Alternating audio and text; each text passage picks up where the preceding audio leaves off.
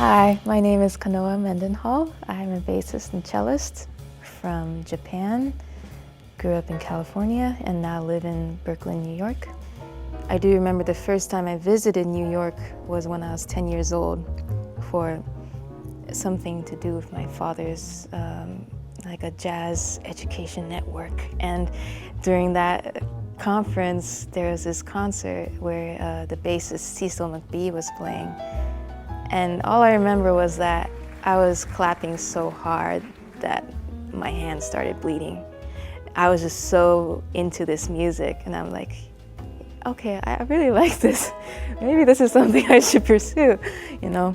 So, but at the same time, it was something that I never considered. I just knew that it was in my heart, and without this music, I couldn't really imagine myself, you know, being happy. Or whenever I would take breaks from this music, I realized that there's this void, and I have a great respect for it.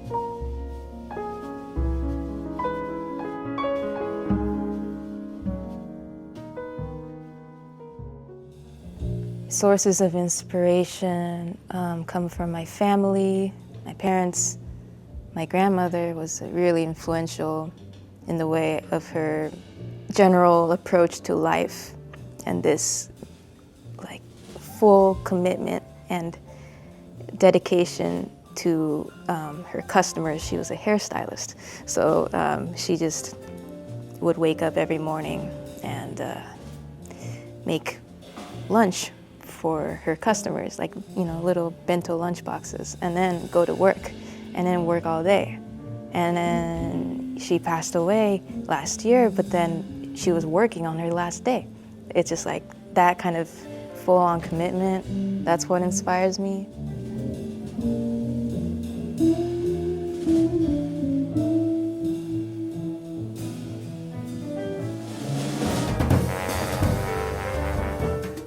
My other inspirations are more musically are this city itself keeps me going, its intensity.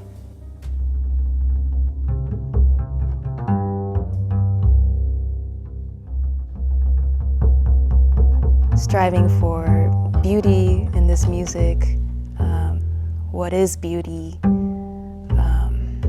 It could be, you know, a dying flower, or the subway cars, you know, all this, you know, beautiful melancholic music, or more abstract. It's, everyone has their own definition of what things are, but as a bass player, my goal is to be supportive of my fellow musicians and to elevate other people on the bandstand. So that's my loose definition and goal as a musician. Yeah, I've faced many obstacles, challenges. Growing up as a kid, I did have access to playing music, but not always, like, you know, finances to get lessons or such. So I remember I would be playing along records. Also the mental part of it. When you cannot play your instrument, then what can you do? And it's in those moments where I really value having a great network of friends and community who remind me what's so great about this craft that we do. And I realize that even if I have to be separate from my instrument, I can always, you know, imagine in my head or practice in a different way, you know, approaching it different ways.